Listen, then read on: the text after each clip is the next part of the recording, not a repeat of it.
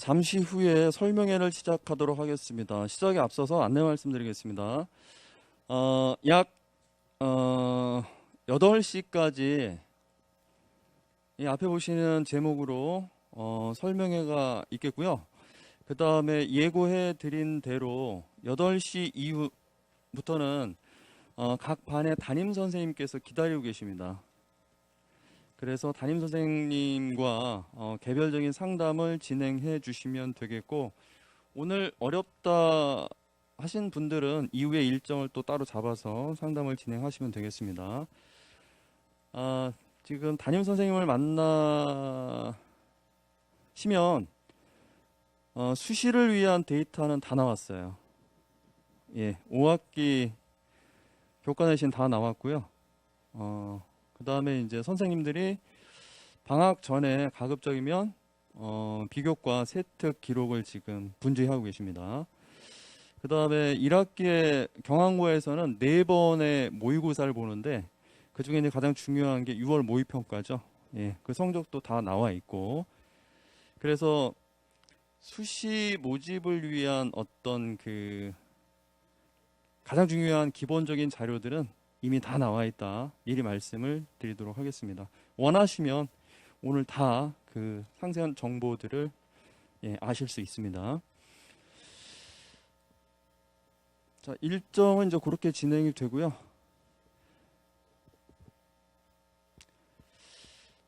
자, 약속된 시간이 돼서 2023학년도 수시 모집 대비 학부모 설명회를 시작하도록 하겠습니다. 오늘 굉장히 날씨가 무더운 와중에도 이렇게 귀한 걸음을 해 주신 학부모님들께 감사 말씀 드립니다. 저는 3학년 부장을 맡고 있는 한민호라고 합니다. 반갑습니다.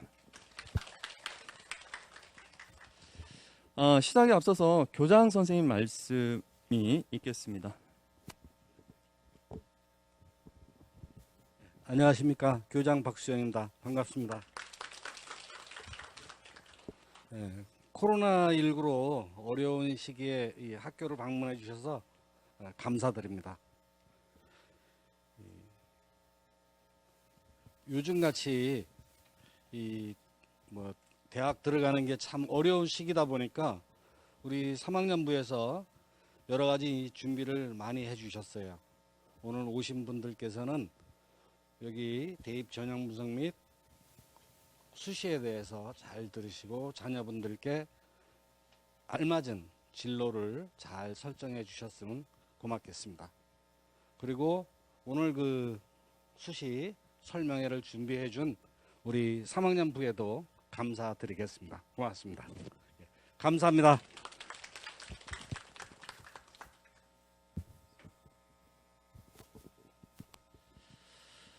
자, 서론이 길면 안 되니까 본론으로 들어가도록 하겠습니다. 오늘 오신 우리 학부모님들께 대입 성공 전략을 제시할 경항고의 입시 전문가를 소개해 드리도록 하겠습니다. 오랜 시간 동안 고민을 해왔던 내용들을 중심으로 소개를 드릴 텐데요. 안산의 그 진로진학 리더 교사로 활발히 활동을 하고 있는 본교 3학년 담임 선생님이시기도 합니다. 이동희 선생님을 큰 박수로 맞이해 주시면 감사하겠습니다. 안녕하십니까. 3반 담임 이동희라고 합니다.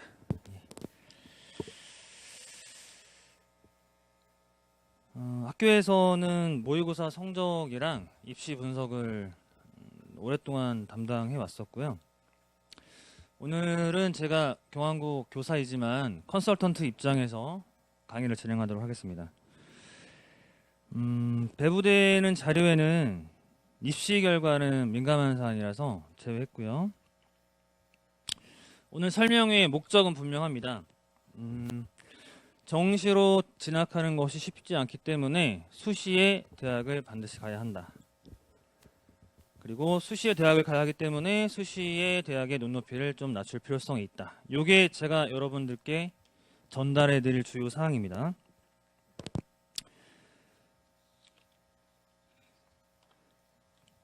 자, 그럼 강의를 시작하도록 하겠습니다.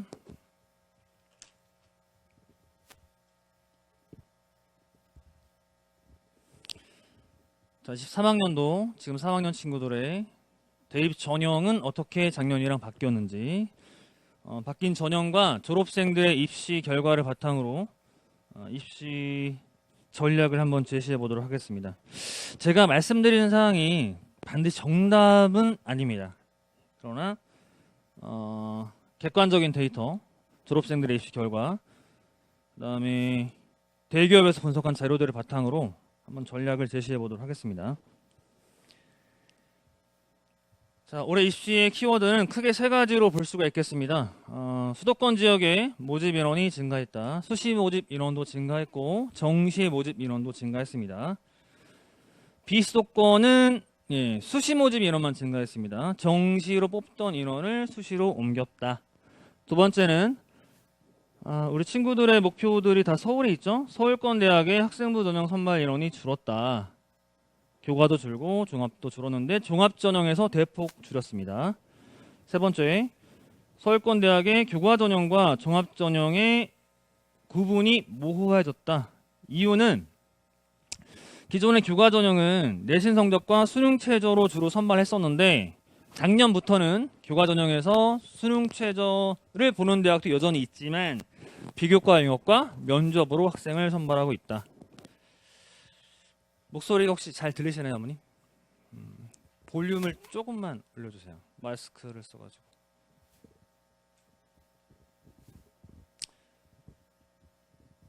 자, 오늘 특강의 목차입니다. 23학년도 대입 일정, 수시 위주로 일정을 알아보도록 하고요. 두 번째는 전형별 모집 인원을 알아보도록 하겠습니다.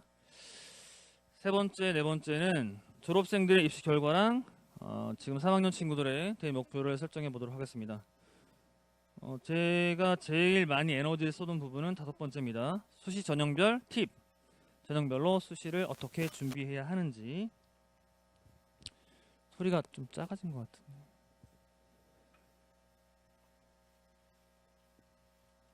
자, 23학년도 대입 일정을 말씀드리도록 하겠습니다. 자, 원서 접수 기간은요 9월 13일부터 17일 중에 3일입니다. 합격자 발표는 12월 15일에 이루어지고요. 2, 3년 전에는 수시 합격자 발표를 좀 일찍 하기로 했는데 대학의 교육부에 좀 제한하는 것 같습니다. 그래서 일괄적으로 12월 15일 날 발표를 한다. 그다음에 합격자 등록 기간은 12월 16일부터 19일 4일 동안 이루어지는데 최초 합격을 하지 못하더라도 수시합 추가 합격 통보 기간이 있습니다.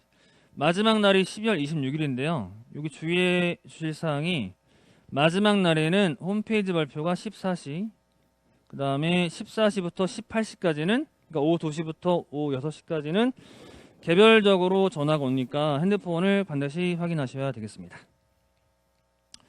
실제로 5시 40 몇 분까지 전화가 와서 합격한 친구들이 있습니다, 어머님. 자, 정시 모집 일정은 추후에 말씀드리도록 하고요.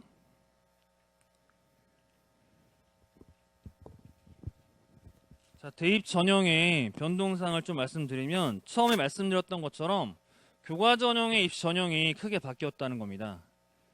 기존의 내신과 수능 최저로 선발했었는데 작년부터는 비교과를 많이 보는 대학들이 있고요. 면접으로 교과 전형을 선발하는 대학들은 연대나 이대, 비교과를 보는 대학은 고대, 성대, 경희대, 건대, 동대 정도가 있겠습니다. 종합 전형은 아시는 것처럼 이렇게 복잡하게 선발을 하고요. 그 다음에 수능에서 지방 공립대들은 수능과 학생부 내신 성적을 반영하긴 했었는데 반영 비율이 크진 않았었죠. 근데 올해 특징이 서울대에서 정시임에도 불구하고 수능으로 1차를 뽑고 2차에서는 학생부를 보겠다라고 발표했습니다. 올해 입시부터요. 근데 이게 문제가 서울대만 이렇게 뽑는데 뭐 우리는 서울대까지는 안 가도 된다라고 생각하실 수도 있겠지만 추후에는 이게 아래쪽에 있는 대학들로 전파가 된다. 그래서 진로 과목을 뭘 선택했냐, 그리고 진로 과목의 특기사항이 어떻게 기록되어 있냐까지 평가한다. 아마도 2025년부터는 수시와 정시의 경계가 허물어지지 않을까라고 예상합니다.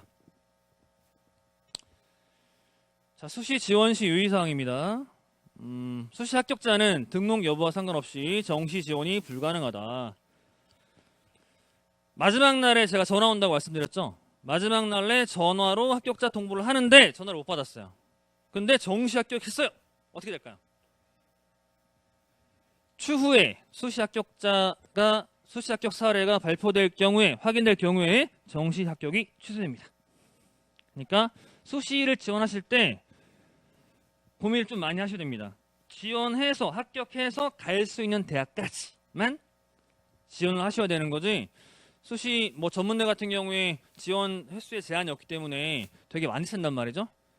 근데 전에 학부모님께 민원을 받은 적이 있습니다.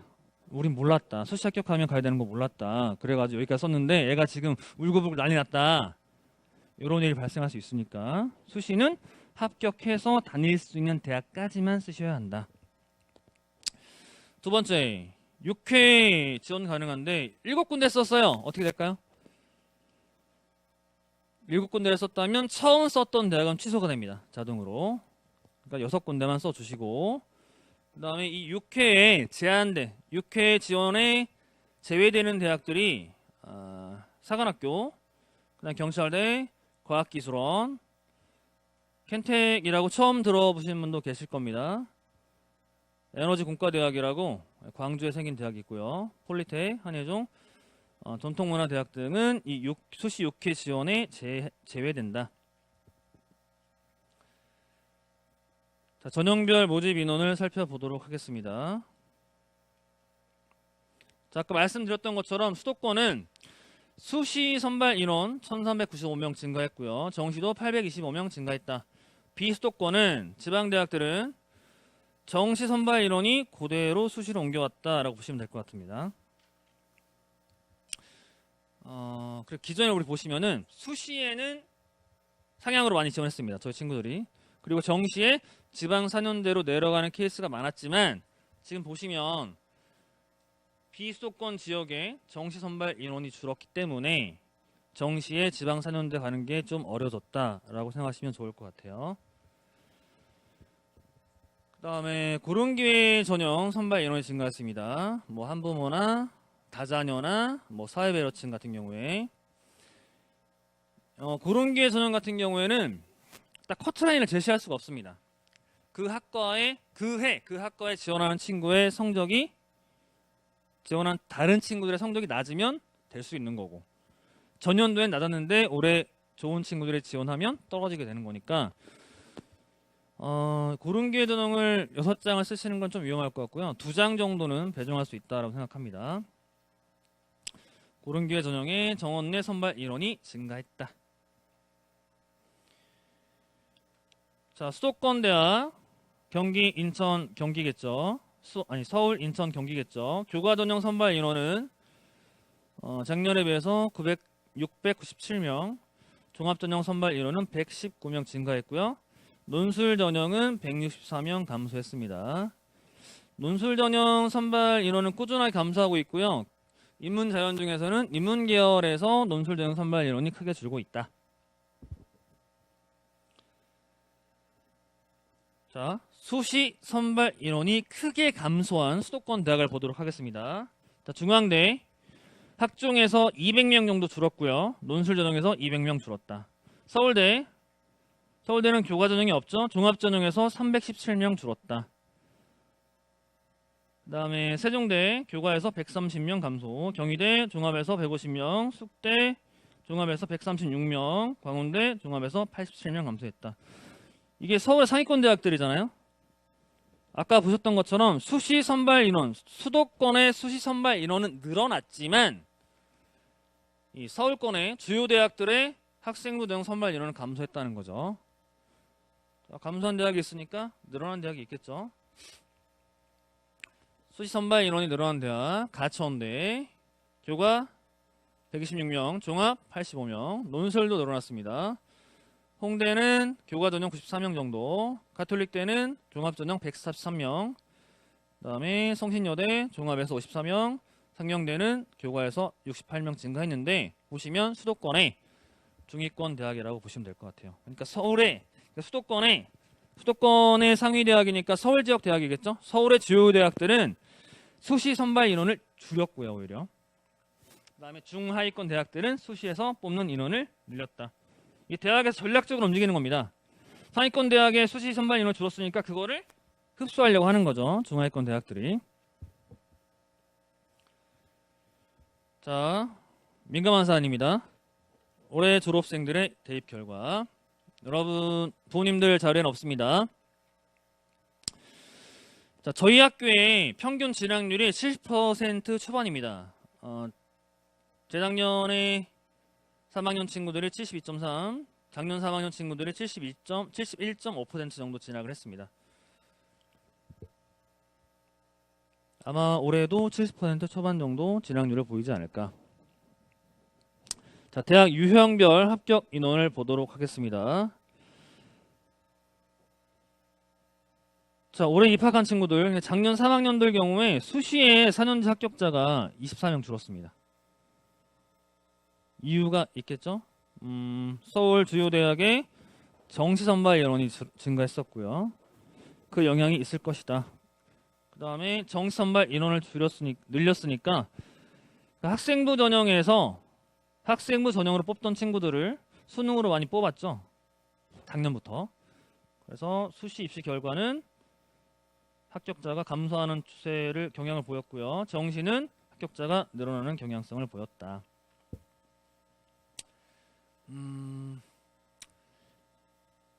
요거 자세한 사항은 뒤에 가서 다시 말씀드리겠습니다. 자, 작년 3학년 친구들의 목표 인원 및 합격 인원을 보도록 하겠습니다. 건동 이상의 대학을 저희가 18명 목표로 세웠었는데 실제 결과는 14명 진학했었고요. 그래서 마이너스 4명. 논술 전형으로는 6명 목표로 했는데 4명밖에 못 가서 마이너스 2명. 정시는 6명 목표로 했는데 7명 가서 플러스 1명 됐습니다. 그래서 건동 이상의 대학에 30명이 목표였는데 25명 진학했습니다. 그 다음에 경기대 가천대 이상. 제가 이게 대학의 레벨을 건동원과 경기 가천대로 나눈 이유는 서울 지역의 대학을 목표로 한 친구들은 대부분 건동 이상을 목표로 하고 있을 것이고, 그리고 고등학교 3학년 생활을 정상적으로 열심히 했다면 경기대나 가천대 이상은 가야 되지 않을까라고 생각해서 목표를 이렇게 잡아봤습니다. 내신으로 말씀드리면 건동홍은 2점대 초반은 나와야 하고요. 경기대 가천대는 3등급 초반대는 나와야 된다. 모의고사 100분위로 말씀을 드리면 건동홍은 100분위 90 이상, 경기 가천대는 80% 정도는 나와야 된다. 모의고사 등급도 똑같습니다. 그래서 건동홍은 모의고사 평균 등급이 2점대 초반, 경기 가천대는 3등급 초반대가 나와줘야 된다. 자, 경기 가천대는 목표를 41명, 학생부 전형 목표 인원이 41명이었는데 28명이 진학해서 마이너스 13명, 논술은 마이너스 1명, 정시는 플러스 7명이 됐습니다. 그래서 목표 인원보다 7명 적게 진학을 하게 되었는데요. 어떻게 보느냐에 따라 좀 다를 것 같아요. 목표 인원이 41명으로 제가 목표 인원을 41명으로 책정한 이유는 3등급 초반대 인원이 41명이었다는 얘기입니다. 그런데 실제 진학한 친구가 28명밖에 안 됐다. 이유는 뭐 두 개 중에 하나일 것 같아요. 수능 최저를 못 맞췄다던가, 또는 교과 전형에서 학생부 전형에서 비교과 영역이 풍성하지 못했다던가. 제가 모든 친구들의 생활기록부를 볼 수는 없었기 때문에 거기까지는 분석하지 못했지만 원인은 두 가지로 이야기해 볼 수 있을 것 같다. 학생부 전형 합격 인원이 감소한 이유는 수능 최저를 못 맞췄거나 아니면 비교과 영역이 풍성하지 못했다. 자, 올해 3학년 친구들의 입시 결과를 조심스럽게 예상해 보도록 하겠습니다. 분석 기준은 6월 모평 기준이고 1학기 성적은 다 나왔죠? 예. 자, 우선 6월 모평의 응시 인원의 비율을 보시면 N수생, 여기 졸업생들이죠. 재수생들. N수생의 비율이 16.5%였습니다. 통상 수능의 재수생 비율이 20%입니다. 문제는 이 재수생들이 1등급에서 차지하는 비율이 한 70% 정도, 2등급 차지하는 비율이 60% 정도, 3등급 차지하는 비율이 50%입니다. 그러니까 재수생이 포함되는 시험에서는 우리 재학생들의 등급이 하나 정도 떨어질 수밖에 없다라는 거 생각해 주시고요. 그래서 7월 결과는 아직 안 나오고, 저희가 모의고사를 3월, 4월, 6월, 7월 봤는데 7월 결과는 아직 나오지 않았고요. 3월, 4월, 6월 성적은 나왔는데 3월, 4월의 성적에 비해서 6월 성적이 당연히 낮게 나왔겠죠. 재수생들이 들어왔으니까. 자, 3번 시험의 표준 점수를 비교해 보도록 하겠습니다. 표준 점수 100점이 전국 평균입니다. 자, 국어부터 보시면 3월에는 101.57, 4월에 101.78, 6월에 100점 이하. 그러니까 전국 평균값보다 밑에 있다라는 얘기입니다. 저희 친구들의 표준 점수가. 수학도 97.89, 국어보다 더 아래쪽에 있는 거죠. 그러니까 저희 아이들의 모의고사 성적이 우수한 편이 아니다. 전국 평균에 비해서. 그래서 처음에 말씀드렸던 것처럼 어떻게 된다? 수시에 꼭 대학에 갈 수 있도록 지도해야 된다. 자, 여기는 두 개를 보셔야 되는데, 선택 과목 표준 점수, 여기 빨간색 보시고 그 다음에 여기 선택 비율을 두 개를 보셔야 됩니다. 먼저 선택 과목별 표준 점수를 보시면, 자, 국어는 문학 독서가 공통이고요. 화작과 언매 중에 선택인데, 저희 아이들은 언매를 선택한 친구들의 표준 점수가 더 높게 나왔다. 화작보다. 수학은 조금 더 심각합니다. 수학은 수완수투 공통의 확통, 미적, 기하 중에 선택인데, 미적 선택한 친구들은 표점이 109.27, 평균보다 높게 나왔다는 얘기고, 기하는 96, 확통은 88로 나왔다. 뒤에 가서 말씀드리겠지만 수학이나 국어의 원점수가 똑같다 하더라도 어떤 과목을 선택하느냐에 따라서 표준 점수가 다르게 산출된다. 선택 과목만으로 표준 점수를 올리는 방법이 있습니다. 뒤에 가서 말씀드리고요. 그 다음에 선택 비율을 보시면 전국의 선택 비율이랑 선택 과목 선택 비율이랑 수학은 우리 아이들의 선택 과목 비율은, 다시요, 수학 과목은 전국 선택 비율이랑 우리 아이들의 선택 비율이 큰 차이가 없습니다. 비교해보면 큰 차이가 없죠. 그런데 국어의 경우에는 전국 평균의 언매 선택 비율은 35.9%, 36 정도 되는데 저희 아이들의 선택 비율은 23%밖에 안 된다는 거. 자, 미리 말씀드리면 화작과 언매 중에서 언매를 선택했을 때 더 높은 표점을 받을 수가 있는데, 저희 아이들은 언매보다 전국 평균값에 비해서 언매보다 화작을 더 많이 선택하고 있다. 이거는 좀 안내가 필요하지 않을까 싶습니다. 근데 또 모든 친구들이 언매를 할 수 있는 상황은 아닙니다. 이것도 뒤에 말씀드리고요.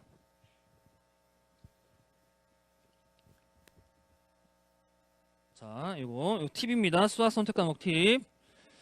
자, 수학 선택 과목별 표준 점수의 유불리를 생각해 보겠습니다. 자, 어머님들의 그 수준에 맞춰서 철수와 영희로 준비했습니다. 철수는 수학 원점수가 85점입니다. 영희도 85점. 원점수는 동일하죠? 그런데 표준 점수는 다르게 산출된다.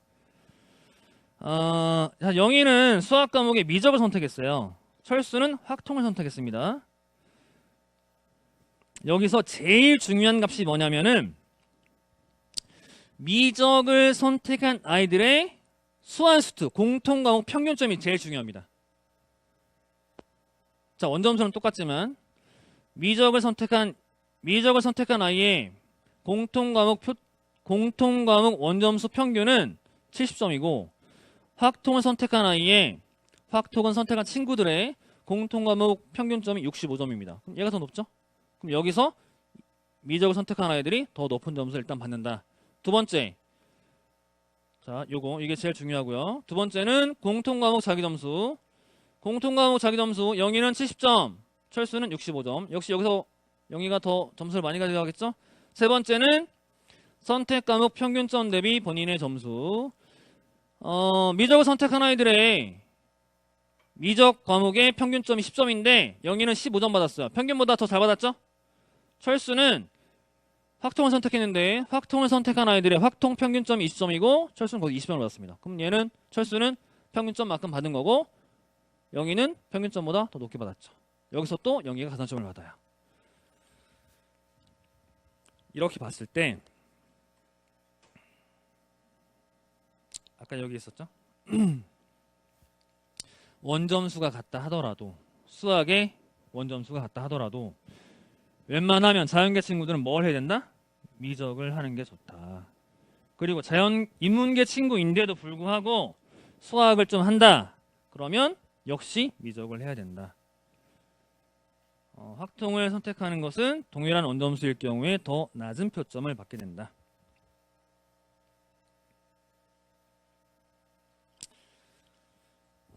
자, 6월 과목별 등급별 비율을 좀 보겠습니다. 파란색이 전국입니다. 전국. 그러니까 여기 1등급 비율, 2등급 비율, 3등급 비율, 4, 5, 6, 7, 8, 9등급의 비율입니다. 파란색이 전국값, 빨간색이 저희 아이들 값입니다. 그러니까 빨간색이 파란색보다 밑에 있으면 전국 평균 비율보다 적다라는 얘기입니다. 자, 1등급, 2등급, 3등급. 자, 국어나 수학은 1등급 비율이 4%죠. 그런데 우리 아이들은 2%밖에 안 된다는 거. 2등급 7%인데 4.1%밖에 안 된다. 3등급 12%인데 10.2%밖에 안 된다는 겁니다. 그러니까 상위 등급에서 전국 평균값에 밀리고 있다라는 얘기죠. 그럼 이 아이들 어디로 갔을까요? 일로 갔겠죠. 4, 5등급으로. 수학도 보시면 제가 목소리가 좀 안 나와서 그러는데 마스크를 좀 벗겨도 될까요? 네, 감사합니다. 물도 한 모금 마시겠습니다. 네.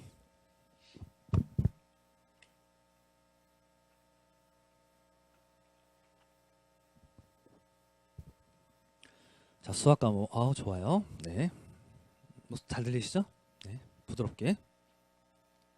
자, 수학 과목. 전국 평균값 1등급 4%, 2등급 역시 7%인데 1등급 0.3%밖에 안 나왔다는 겁니다. 딱 한 명이었어요. 예. 네. 그 다음에 2등급은 7% 나와야 되는데 3.7%밖에 안 나왔다. 3등급은 그래도 비슷하네요. 이게 수학 수능 최저를 생각하거나 또는 정시까지 생각하는 친구들은 제일 약한 게 수학입니다. 반대로 이야기하면 재수생들이 가장 강점을 보이는 게 수학 과목이다. 많은 시간을 투자했을 때 가장 좋은 성적이 나오는 게 수학 과목이다. 그래서 수시에 논술 전형이나 학생부 전형에 수능 최저가 있을 경우에는 수학을 수능 최저로 생각하는 게 좀 어렵습니다. 그럼 어떤 과목을 수능 최저로 생각해야 되냐? 일단은 국수 영탐 중에서 학습 분량이 제일 적은 게 뭐죠? 탐구죠. 탐구는 무조건 2등급 이상 맞아야 됩니다. 탐구는. 그 다음에 수학은 좀 제껴놓고, 물론 수학을 모의고사에서 계속 2등급 이상 맞는다. 그런 친구는 수학을 선택해도 상관이 없지만 그런 친구가 몇 명 없죠 지금. 네. 그래서 국어나 탐구를 일단 하나 하시고 국어나 영어를 선택하는 게 좋은 방법이다. 자, 영어는 실제 전국 비율을 가지고 왔어요. 6월 대수능 모의평가에서 전국의 1등급 비율이 5.74%였고요. 2등급이 13.83이었습니다. 근데 저희 아이들은 1등급 비율이 1.7%, 2등급 비율이 9.2%밖에 안 됐다는 겁니다. 영어는 절대평가니까 수능에서 무조건 잘 받을 수 있을까요? 평가원에서 수능을 출제한 게 20년이 넘었습니다. 그럼 원점수 90점 이상이면 1등급인데 쉬울까요 이게? 평가원의 출제위원들이 엄청난 분들입니다. 한 문제를 가지고 1등급과 2등급을 조절할 수 있어요. 절대평가임에도 불구하고. 근데 우리 친구들이 영어 과목을 되게 자신 있어 하는데 그래서 공부를 안 하는데 수능에서 좋은 등급을 못 받을 수도 있다. 예, 영어 공부 좀 많이 시켜야 될 것 같고요. 자, 수도권 대학 진학 가능성. 자, 3월달에 8명이요. 권동훈 이상 3월달에 8명, 4월달에 2명, 6월달에 3명. 경기 가천대 이상은 26명, 19명, 14명 지속적으로 감소하고 있습니다. 공부를 더 많이 하고 있는데 3월달, 4월달, 6월달 계속 공부해 왔는데 가능성 점점 떨어지고 있죠? 왜 그럴까요? 다른 친구도 더 열심히 하니까. 네. 자, 이거는 제가 생활기록부 대학 합격 가능성을 분석하는 기준인데요.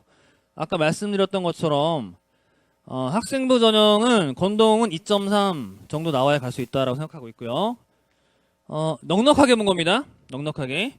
경기 가천대는 3.5 이내는 들어와야 된다. 역시 넉넉하게.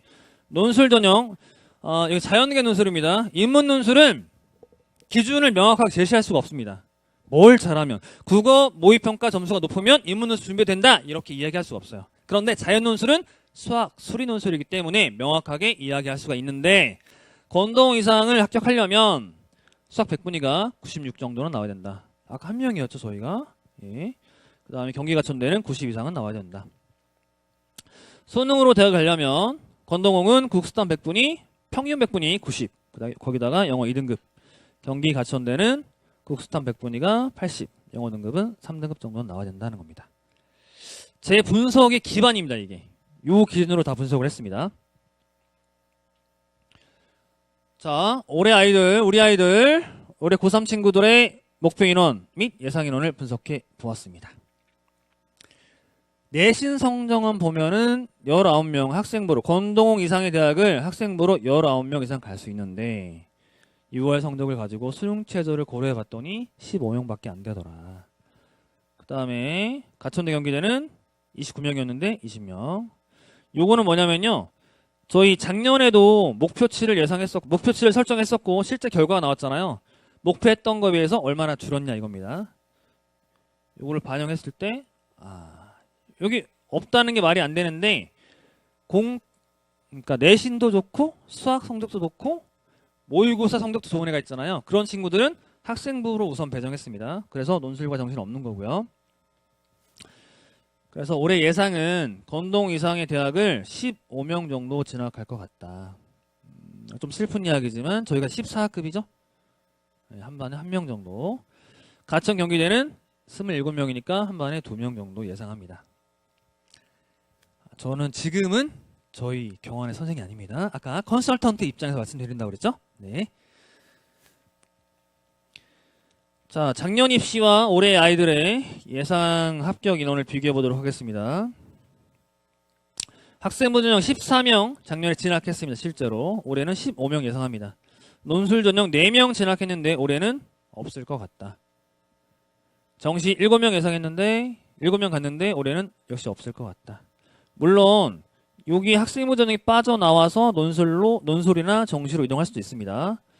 그 다음에 경기대 가천대는 작년에 28명 갔는데 올해는 20명 정도.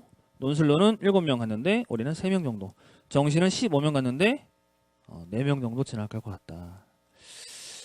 실제로 작년 친구들의 모의고사 성적 분석 해본 결과랑 올해 아이들의 성적 분석을 해보면은 표준 점수가 5점 정도 차이 납니다. 국어, 수학 표점 차이가. 올해 아이들의 모의고사 성적이 좀 낮게 나온다. 그래서 정시까지 가는 건 위험하다. 자, 이제 정리를 해볼게요. 다 끝난 거 아니고요. 6월 목평 정리를 해보겠습니다. 자, 3월, 4월 전국연합보다 6월 대수능 모의평가의 표점이 낮게 나왔다. 이유는 역시 N수생의 영향으로 판단이 된다.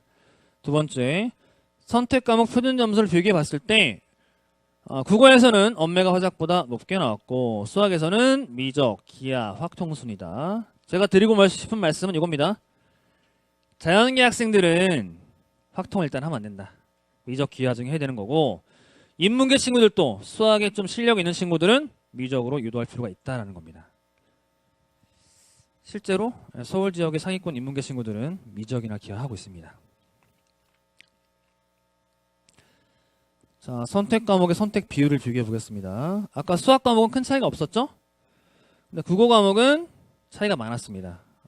화작의 선택 비율이 전국 평균에 비해 높았고 언매 선택이 낮았는데 언매에서 동일한 원점수일 때 언매를 선택했을 경우에 더 높은 표점을 받을 수 있기 때문에 언매를 선택하는 게 유리한데 언매 과목은 좀 어렵습니다.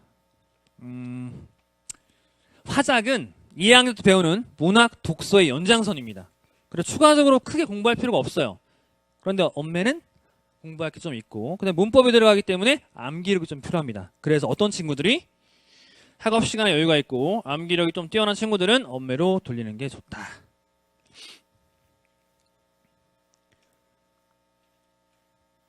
자, 상위 등급 1, 2, 3등급 합계 비율을 비교해 보겠습니다. 국어는 뭐 전국은 정해져 있는 거니까 전국 평균 1, 2, 3 내신 등 아니죠. 모의평가 1, 2, 3등급 합계가 23%인데 저희 친구들이 16.3%, 국어도 16.3%, 전국 평균에 비해서 못 미치죠. 상위 등급 비율이. 영어도 37.9였는데 6월에 34.4%였다. 영어도 역시 상위 등급 비율이 적다는 거. 역시 결론은 정시는 위험하다. 넘어갑니다. 잠시만요.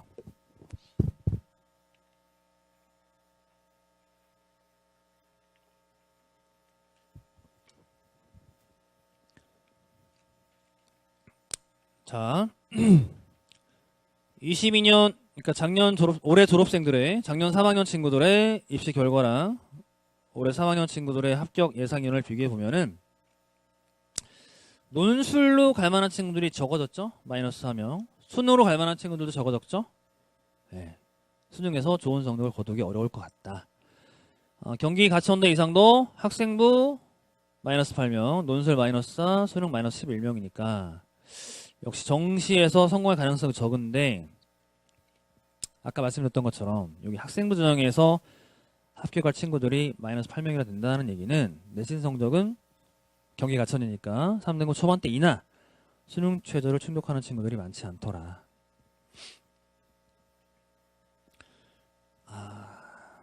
저희 경환 교사가 아니라 컨설턴트 입장에서 말씀드리겠습니다.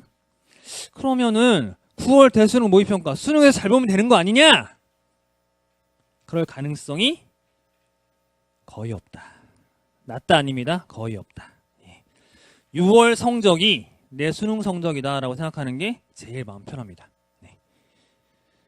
자, 제일 중요한 겁니다. 오늘 강의 중에서 제일 중요한 사항입니다. 제가 가장 오랜 시간을 들여서 작업한 내용입니다.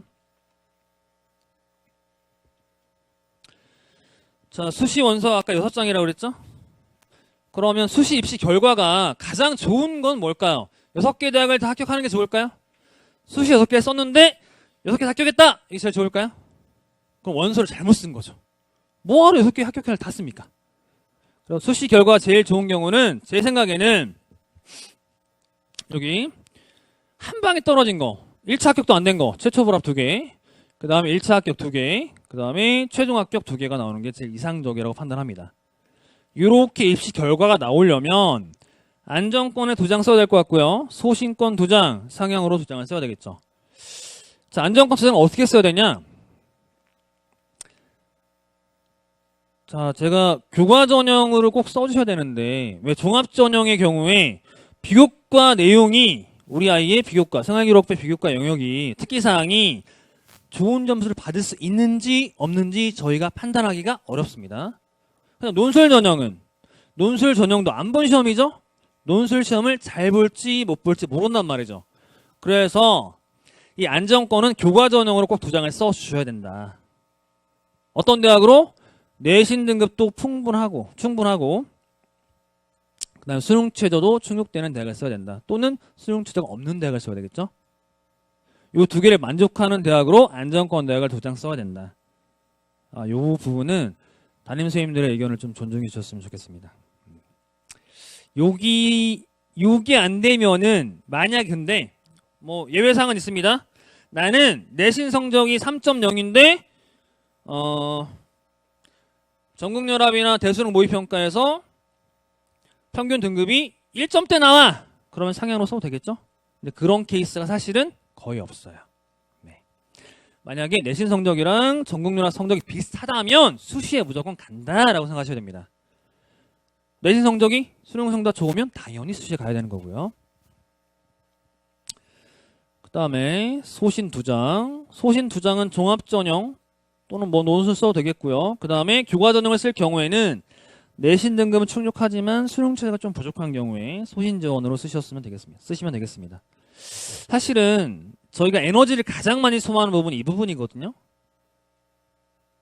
근데 실제로는 여기 소신 지원 어디 써야 되는지 합격 확률 반반인데야 여기다 에너지를 제일 많이 써야 되는데 학생들이 학부모님들과 가장 많이 충돌을 일으키는 부분이 이 부분이라서 여기를 좀 양보해 주시면은 이 부분에 조금 더 신경을 쓸 수 있을 것 같아요. 상향 2장. 학생도 목표가 있어야 되겠죠? 나는 태어났을 때부터 연대에 가고 싶었어. 근데 연대를 못 쓰게. 공부할 맛이 안 나겠죠? 2장 정도는 양보해 드리겠습니다. 어머님이나 학부모님들께, 아니 학생들께 목표, 의욕이 있어야 되니까. 자, 중요합니다, 저거. 여기부터는 잘 모르시는 부분일 겁니다. 자, 저희 학교의 수도권대학 합격생 대부분은 학생부 전형입니다. 드물게 논술 전형이 있긴 하지만 5명 이하 대부분 학생부 전형으로 상위권 대학에 진학하고 있다.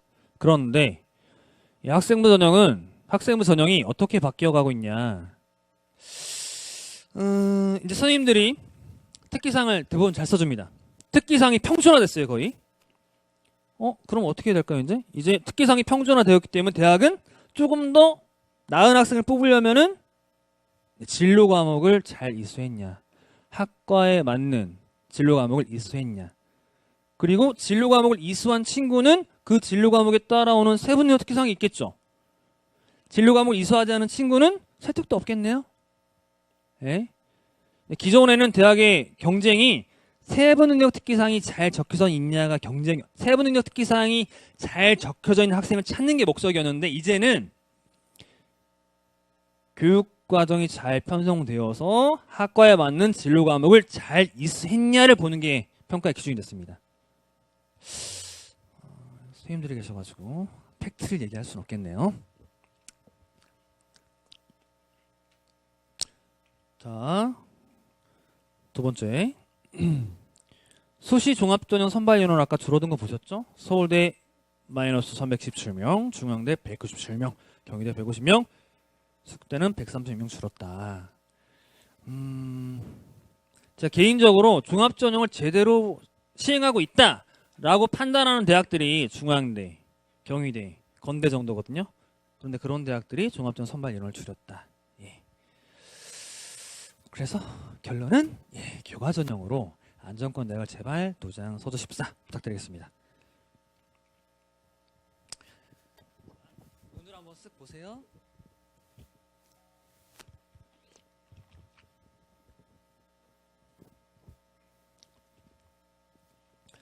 지난주 토요일에 그 에리카에서 입설명회 있었죠? 거기 가셨던 분 혹시 보셨던 내용일 수도 있겠습니다만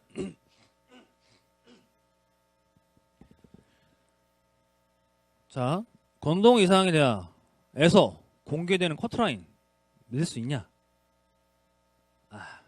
신뢰하시면 안 됩니다. 왜 신뢰할 수 없냐는 이따가 말씀드릴게요. 그 다음에 가천대 경희대 공개되는 커트라인 신뢰할 수 있냐? 신뢰해도 된다. 그 다음에 이건 대학 입장에서 보는 겁니다. 건동 이상의 대학은 교과서가 기록해준 내용을 안 믿는데요. 일단 의심. 진짜일까? 근데 경기 가천대는 믿는다. 많은 선생님들이 동일한 내용을 기록해줬을 경우에 그 내용을 사실로 믿는다. 그러니까 국어에도 성실하다, 수학에도 성실하다, 영어에도 성실하다 라고 적혀있으면 성실한 학생으로 판단한다 이 얘기입니다. 자, 왜 그런지 말씀드릴게요. 건동 이상의 대학의 입시 결과는 신뢰하기 어렵다. 왜?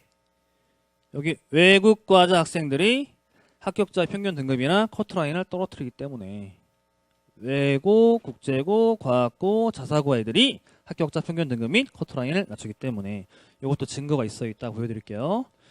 그 다음에 건동 이상 대학의 비교과 영역 평가는 까다롭다. 교사가 동일한 영역을 언급했다 하더라도 학생의 개별적 활동의 내용의 기록이 없으면 신뢰하지 않는다.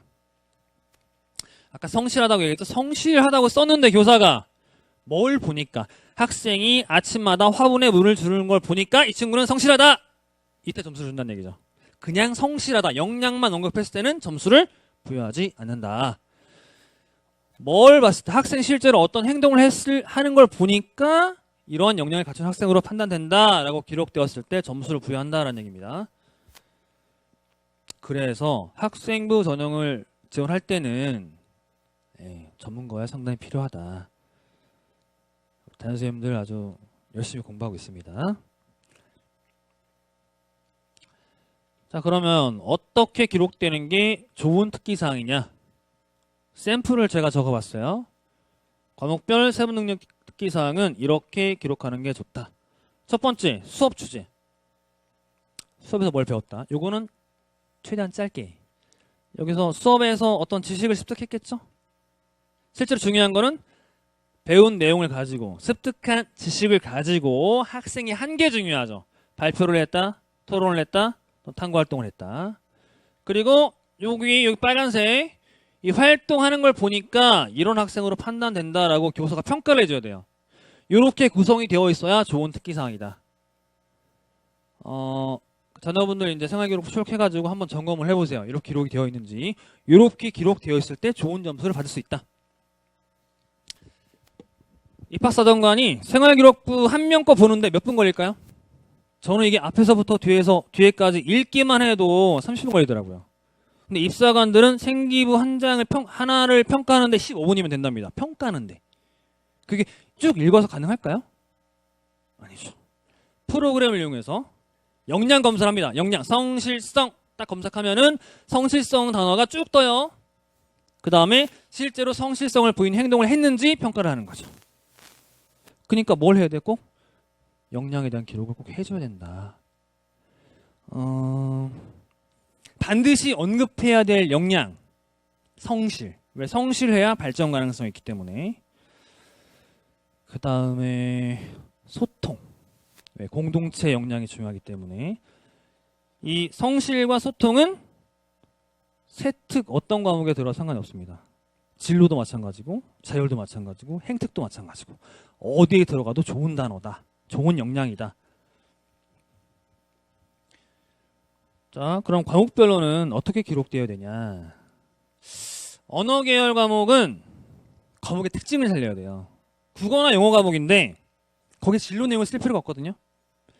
우리 아이가 공대 갈 건데 기계공학과 갈 거예요.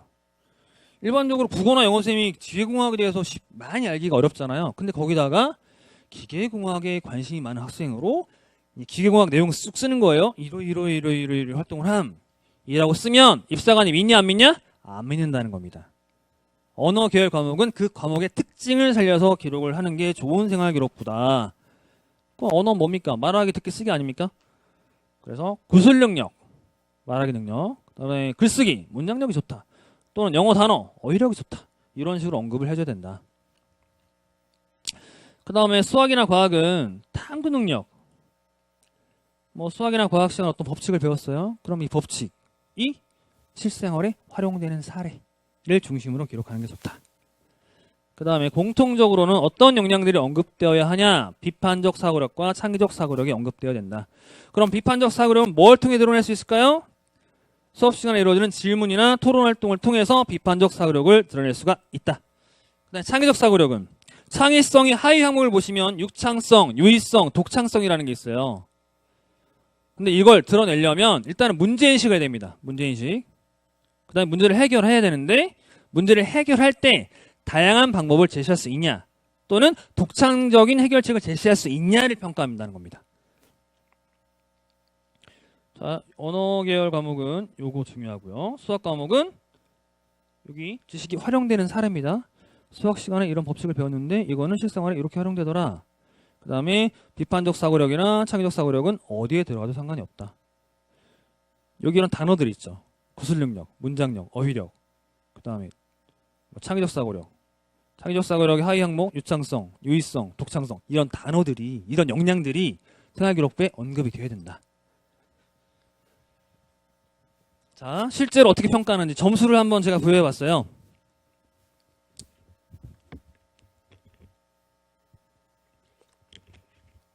이거 제가 만든 건 아니고요. 중앙대와 4개 대학이 연합해서 만든 자료를 보니까 이렇게 되어 있더라고요. 자, 4점 만점입니다. 1점. 역량 언급이 없다. 역량 언급이 없으니까 드러낼 활동도 없겠죠. 1점. 역량 언급이 뭐 한두 차례 있다. 근데 역량을 드러낼 활동에 대한 이야기는 없다. 2점. 3점은 뭐냐? 역량 언급이 많은데 역량을 드러낸 활동에 대한 내용은 없다. 또는 역량 언급은 몇 차례 안 되지만 이 역량 언급에 대한 증빙 자료가 있다면 3점. 4점은 역량 언급도 많고 역량을 드러낸 활동에 대한 기록도 있다면 4점. 그런데 상위권 대학은 다 몇 점 맞아야 되겠어요? 4점을 맞아야 된다라는 겁니다.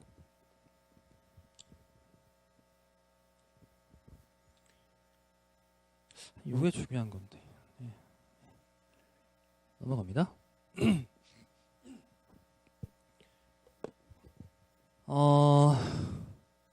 요거는 제가 개별적으로 예상한 거랑 결과는 아니고, 경기도 교육청이 일하시는 분이 분석해 놓은 건데, 한번 볼게요.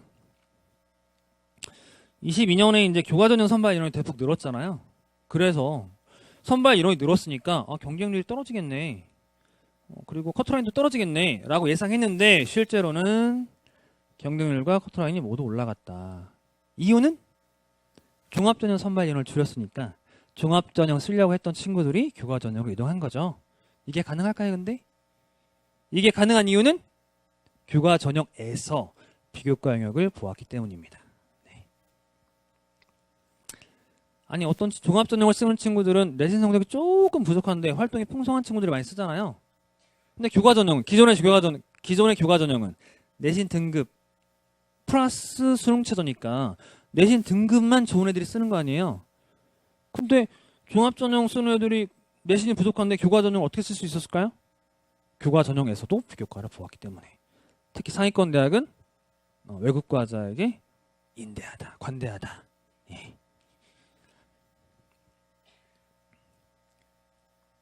그 다음에 올해 예상 교과전형 확대 선발된 게 작년이 처음이었거든요. 그래서 저희도 그 상담할 때 되게 어려웠어요. 커트라인 자료가 없어가지고. 근데 올해는 커트라인 자료가 다 공개가 됐죠. 그 커트라인을 보고 쓸 거니까 경쟁률이 어느 정도 떨어질 거다. 그 다음에 종합전형은 예상했습니다. 선발 인원이 줄었기 때문에 커트라인도 올라가고 경쟁률도 올라갈 것이다. 예상했는데 좀 예상하지 못했던 부분 여기입니다. 여기 추가 합격자 저희 학교 입장에서 말씀을 드리면 작년에는 이 정도면은 추합 번호가 왔는데 계속 연락이 안 와요. 이유는 종합전형 경쟁률이 더 올라가면서 커트라인 부분에 학생들이 엄청 많이 몰려 있었습니다. 그래서 추합 인원이 계속 돌긴 돌았는데 우리 아이까지 안 왔던 거죠. 네. 그래서 올해는 어떻게 될 것 같냐? 전년도 커트라인 상승으로 인해 지원자의 평균 성적이 진짜 올라갈 것 같다. 올해 입시 결과보다. 네. 이런 사항들을 고려해서 원서를 써야 하겠죠. 자, 증거 나왔네요. 증거. 예, 증거. 이거 경희대 공개 자료입니다. 제가 만든 거 아니고요. 자연계에서 제일 인기학과 화학공학과 보겠습니다. 여기 화학공학과. 야, 선이 안 보네요 이게. 어쩐지. 자, 화학공학 커트라인. 여기가 1등급, 2등급의 경기가 이 정도. 여기 3등급이 여기입니다. 여기.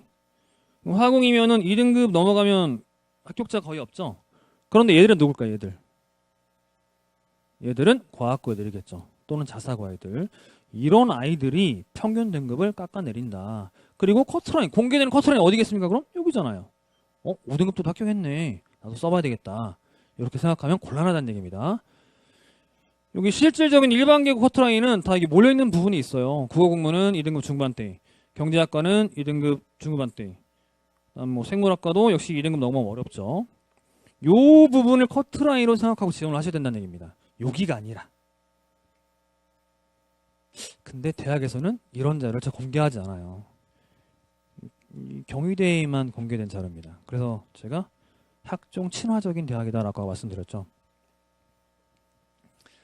자, 증거 2개. 두 번째 증거 말씀드립니다. 자, 대학이 두 개 있습니다, 지금. A대학, B대학이 있는데 제가 비슷한 학과를 가지고 왔어요, 제가. 한 대학은 이 학과들의 합격자 평균점이 2.6, B대학은 2.9입니다. 가천대, 경희대예요. 어디가 가천대일까요? 당연히 경희대가 가천대보다 좋은 대학이잖아요? 그럼 경희대 커트라인이 높아야 되는 거 아닙니까? 그런데 반대다. 가천대 평균 등급, 합격자 평균 등급이 경희대 평균 등급보다 높다. 이 안에는 뭐가 들어가 있다? 허수가 되게 많이 들어가 있다. 외국 과자애들이 상위권 대학의 평균 등급을 깎아먹고 있다라는 겁니다. 자, 증거 두 번째 말씀드렸고요. 자, 이제 세 번째 증거. 요 성적 나온 부분인데요. 전형적인 일반계 고등학교 1학년 성적표죠.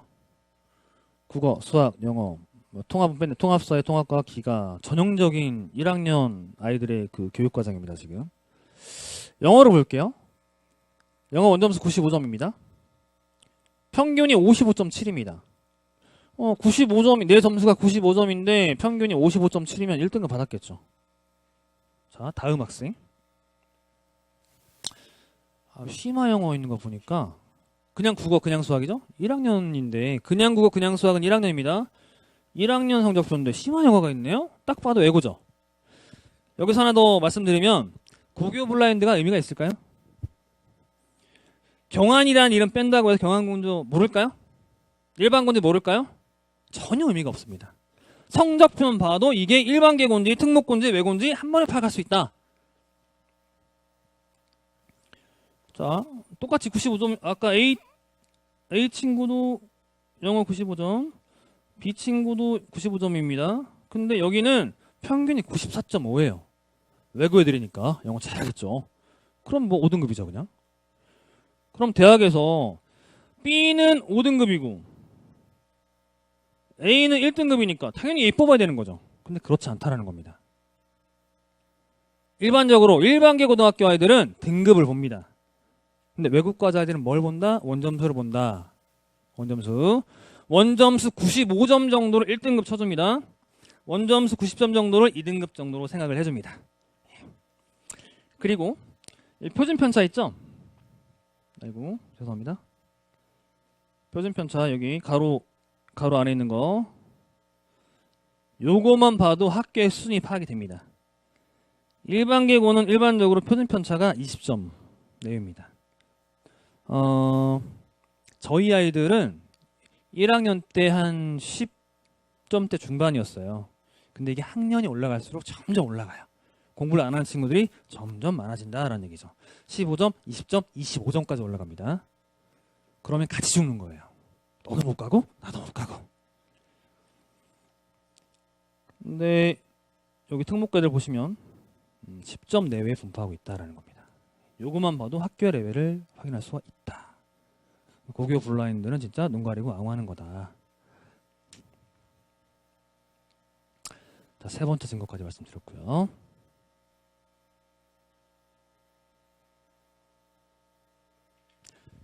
자, 끝나가는 것 같습니다. 이제 학생부 전형을 지금까지 쭉 말씀드린 겁니다. 학생부 전형 지원할 때 주의사항을 쭉 말씀드렸어요. 결론은 뭘까요? 종합전형에서 특히 종합전형에서 서류를 많이 보니까 종합전형에서 공개되는 커트라인은 신뢰하기가 어려우니까 교과전형 안정을 꼭 2장 써달라라는 게 결론입니다. 네. 요거를 종합 6종을 써가지고 다 상향을 질러버리면 정시를 가야 되는 건데 정시 점수를 저희가 장담할 수가 없죠. 우리 아이는 1년 더 공부할 수 있어, 1년 더 시킬 거야 라고 판단하셨다면은 그렇게 하셔도 상관없습니다. 원래 공부라는 게 재수를 생각하고 있는 친구가 3학년 때 나는 어차피 1년 더 공부할 거니까 쉬엄쉬엄 하자 라는 마인드를 가지고 있으면 재수를 해도 절대 성공할 수가 없어요. 3학년 내내 열심히 공부하다가 성적이 안 나왔을 때 재수를 하는 거지, 재수를 미리 염두에 두고 3학년 때 쉬엄쉬엄 하다가 1년도 공부한다고 해서 성적이 나오지 않는다. 적어도 2년 정도는 열심히 한 기간이 있어야 수능 성적이 나옵니다. 이렇게 말씀드리는 저도 저희 반 아이들을 잘 관리하고 있지는 못합니다. 말을 해도 안 들으니까요. 가정에서도 마찬가지겠지만. 자, 논술 및 수능 전형은 얼마나 가능성이 있냐. 자, 아까 성적 봤죠, 저희가. 수학 성적을 포함한 전국연합 성적이 우수한 학생이 줄어들었다. 그래서 자연계 논술 및 정시 합격 인원이 줄어들 것으로 예상이 됩니다. 이렇게 말씀드려서 정말 죄송합니다. 네. 성적 분석 결과가 실제 안 그럴 수도 있습니다. 그럼 어떻게 했으면 좋겠냐? 수리논술 지도를 좀 참여를 했으면 좋겠다. 지금 늦게는 여름방학 때부터 또는 9월 모평 이후에 학원에서 논술 한번 해볼까? 라고 자꾸 얘기해요. 근데 논술 전형을 생각하고 있었다면은 2학년 겨울방학 때부터는 해야 됩니다. 9월, 10월, 11월, 뭐 3개월 논술 준비한다고 해서 합격 가능하다? 이건 거의 불가능한 얘기고요. 그리고 대학별로 논술 문제의 유형이 좀 달라요. 그 유형은, 대학별 논술 문제 유형은 매년 바뀌는 게 아닙니다. 왜? 논술 출제 교수가 크게 바뀌지 않기 때문에. 그리고 그래서 나한테 맞는 논술 문제가 있어요. 그거를 파악하려면은 시간이 좀 많이 걸린단 말이죠. 3개월 동안 공부해서 그걸 파악한다는 거는 거의 불가능한 일이라고 생각하고, 논술을 아예 쓰지 말라는 이야기가 아니라 논술이 아주 매력적인 전형이죠. 등급이 낮은데도 상위권대에 갈 수 있으니까. 그런데 논술을 갈 거라면은 벌써 준비하고 있어야 된다.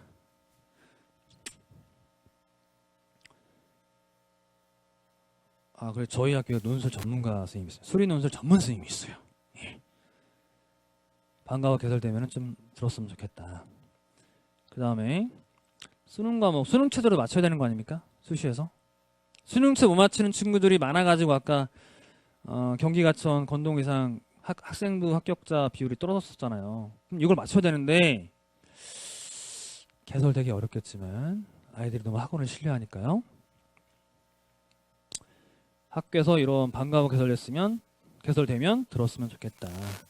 그 다음에 제일 문제는, 저도 교사이다 보니까 제일 문제는 이거 같아요. 학원에 의지하는 학습 태도.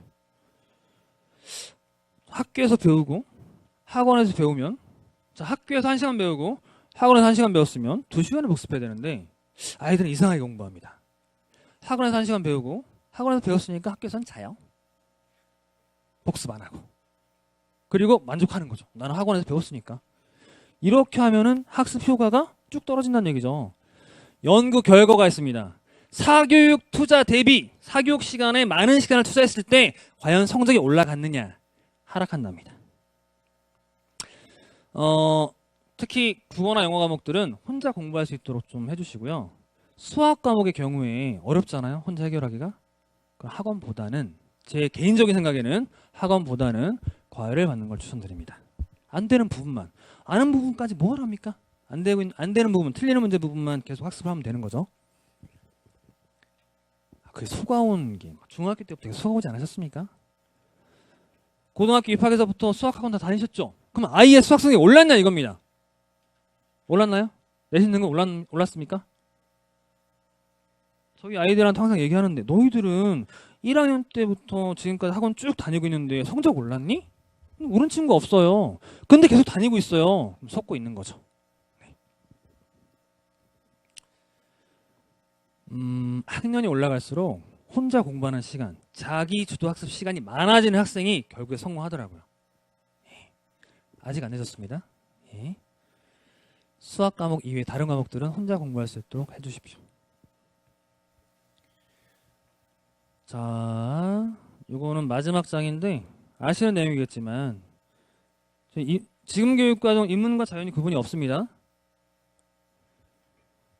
과학 과목 이수 시간이 적다고 해서 인문계열 학과를 지원 못하냐? 아닙니다. 물론 드물게 최소 이수 시간을 제한해온 대학이 있지만 그런 대학은 거의 없습니다. 이제. 왜? 교육과정이 통일되어 있기 때문에. 근데 수능 선택 과목은 좀 다르다. 수도권의 주요 이공계 대학들은 원래 수학 3개 중 선택하면 되는데 수도권의 주요 이공계 대학들은 미적 기하를 선택해야 됩니다. 그래야 지원 자격이 돼요. 그 다음에 역시 탐구 과목에서 과탐, 사탐 섞어서 막 봐도 되는데 제가 건대 법학과를 가고 싶어요. 과학 2개 보면 될까요? 상관없습니다. 그런데 건대 화공 가고 싶다. 사회랑 과학이랑 섞으면 안 됩니다. 과학 2개만 봐야 된다. 이 빨간색 글씨 부분만 체크하시면 될 것 같고요. 제가 오늘 말씀드린 사항에서 오류가 있을 수도 있습니다. 원서를 쓰시기 전에는 반드시 대학별 수시 전형을 꼼꼼하게 확인해 보시고 원서를 써 주시길 바라겠습니다. 제가 오늘 안 좋은 말씀 되게 많이 드렸는데 어디까지나 6월 모평 결과와 작년 졸업생들의 입시 결과를 바탕으로 말씀드린 것이지 제가 오늘 말씀드린 사안이 저나 학교의 소망은 아닙니다. 네. 여기 그래서 이런 글을 준비해봤습니다. 인간이 위대한 것은 자기 자신과 환경을 뛰어넘어 지금 우리 열악한 상황이 있지 않습니까? 꿈을 이뤄내는 능력이 있기 때문이다. 툴리, 잘 모르는 친구인데 좋은 글을 남겼더라고요. 올해 수시뿐만 아니라 정시까지 좋은 입시 결과 있도록 학교에서 선생님들이 최선을 다해 노력할 테니까 부모님들께서도 집에서 자녀 관리에 특별히 신경 써 주셨으면 감사하겠습니다. 이상 마치겠습니다.